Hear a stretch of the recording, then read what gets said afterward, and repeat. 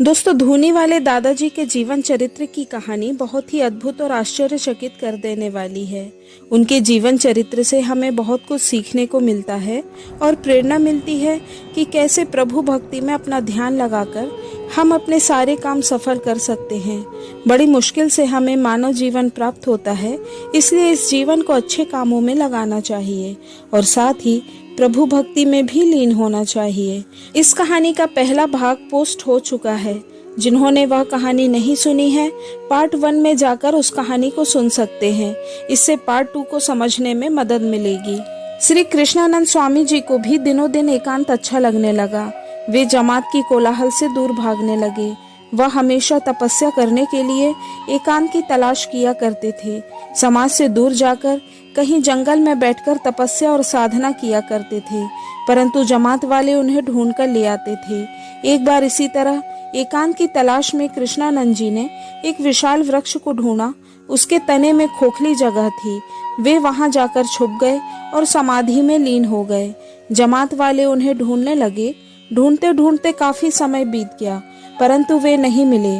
पूरी जमात में शोक की लहर छा गई। जमात वाले निराश होकर फूट फूट कर रोने लगे। बहुत दिनों बाद ऐसे ही ढूंढते ढूंढते पीपल के विशाल वृक्ष की तने में स्वामी जी समाधि में पाए गए। वह कितने ही दिनों तक इसी अवस्था में रहे होंगे, यह किसी को नहीं पता। उन्हें पाकर सभी साधुओं की खुशी का ठिकाना न रहा। साथ ही उन्होंने करुण स्वर में भजन कीर्तन शुरू किया। तब कहीं वे समाधि से जागे। सभी साधुओं ने नर्मदा जी के तट पर आनंद के साथ जय घोष की। कृष्णानंद जी महाराज को परमहंस की गति की ओर जाते हुए देखकर गौरी शंकर महाराज को बहुत ही संतोष हुआ। उन्होंने श्री कृष्णानंद महाराज को जमात का महंत घोषित कर दिया। सन 1888 में महाराज गौरी शंकर ने अपना सारा कार्यभार श्री कृष्णानंद जी को सौंप दिया और उन्हें अपने पास बुलाकर कहा कि अब हम सचेत समाधि लेंगे। उस समय जमात का पद होशंगाबाद में था। यह सुनकर पूरी जमात में शोक की लहर फैल गई। गांव-गांव और शहर-शहर यह बात फैलने लगी। भावुक लोग महाराज जी के दर्शन करने के लिए आने लगे। उनके शिष्य लोग उन्हें मनाने लगे कि वे सचेत समाधि ना लें, परंतु महाराज जी तो निश्चित कर चुके थे। होशंगाबाद से 13-14 मील की दूरी पर कोकसर नाम का एक गांव है। वहां श्री गौरी शंकर महाराज ने सचेत समाधि ली। आज भी वहां जमात वाले बाबा जी की समाधि का स्थान है, जहां हजारों यात्री दर्शन करने आते हैं। नर्मदा जी का यह स्थान जागृत माना जाता है। यह स्थान बड़ा ही दर्शनीय है। कृष्णानंद जी महाराज परमहंस की गति प्राप्त करने की ओर शीघ्र गति से आगे बढ़ रहे थे। एकांतवास की आकांक्षा उनके मन में तेजी से बढ़ने लगी। एक बार फिर वे तपस्या करने के लिए जंगल में चले गए। उन्हें ढूंढने में जमात वालों ने आकाश पाताल एक कर दिया, परंतु फिर भी उनका पता न चला। वे जंगल में झाड़ियों के बीच एक विशाल पेड़ की खोखली जगह पर आसन लगाए हुए बैठे थे।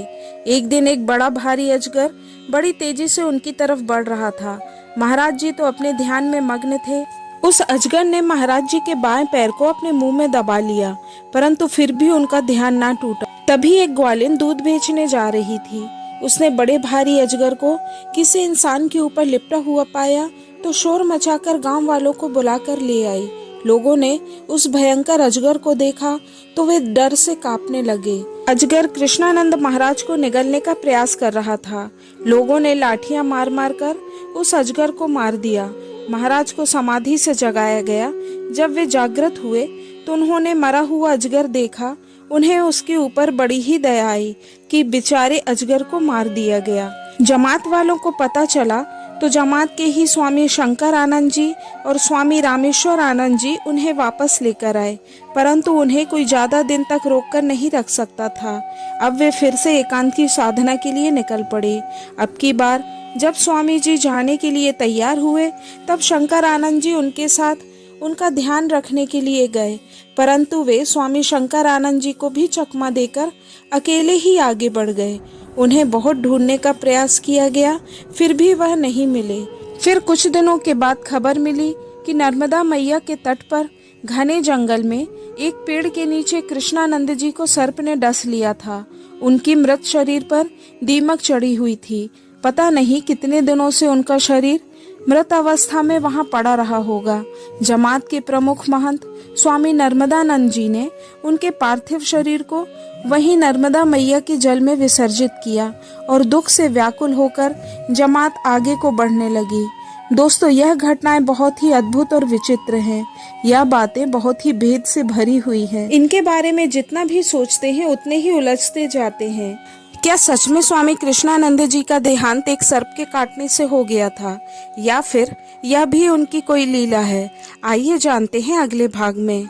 अगला भाग बहुत ही जल्द आएगा। तब तक थोड़ी सी प्रतीक्षा करें और देखते रहें एक कदम अध्यात्म की ओर।